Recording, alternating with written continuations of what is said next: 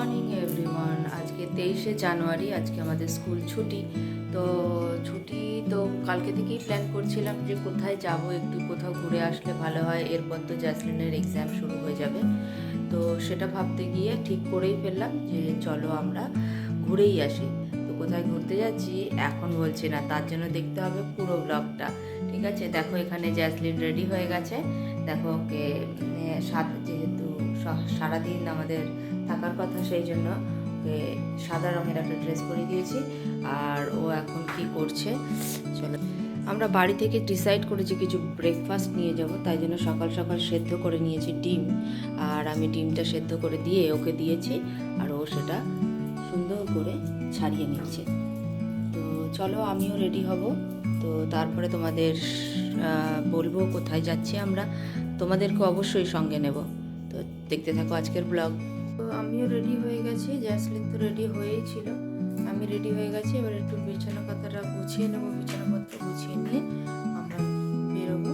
ঠিক আছে, চলো।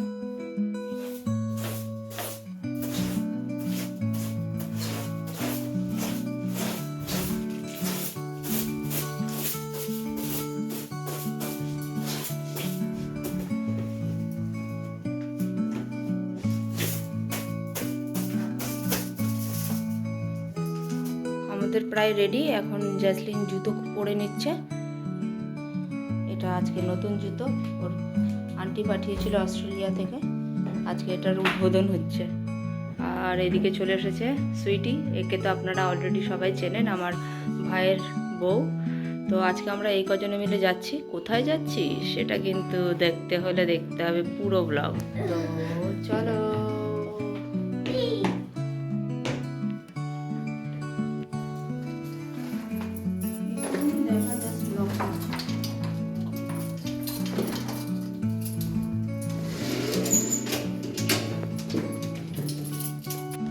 তো আমরা বেরিয়ে পড়লাম। জ্যাসলিন সুইটির সাথে থাকলে সবচেয়ে বেশি কমফর্ট এবং স্বচ্ছন্দ অনুভব করে আর ভীষণ হ্যাপি হয়। তাই সারাটা রাস্তা দেখতে পাচ্ছ সুইটির হাত ধরেই চলেছে। তো চলো আমরা টোটোয় উঠে গেছি। এবারে এখান থেকে যাব বাসরণী। ওখানে আমার এক বন্ধু এবং তার ছেলেরা অপেক্ষা করছে। কোন বন্ধু তোমরাও চেনো, কিন্তু তাদের দেখাবো নেক্সট ব্লগে। তো আমরা কোথায় যাচ্ছি এবং কাদের সাথে যাচ্ছি সেটা দেখার জন্য অবশ্যই কিন্তু আমাদের নেক্সট ব্লগটা দেখো প্লিজ। তো আজকে আমরা চলে এসেছি এবার বাসরণী থেকে মেট্রোর ওপারে তারা আমাদের জন্য ওয়েট করছে। ওই যে দেখতে পাচ্ছ বাসগুলো দাঁড়িয়ে আছে, ওইখান দিয়ে চলে যাব মেন রোডে।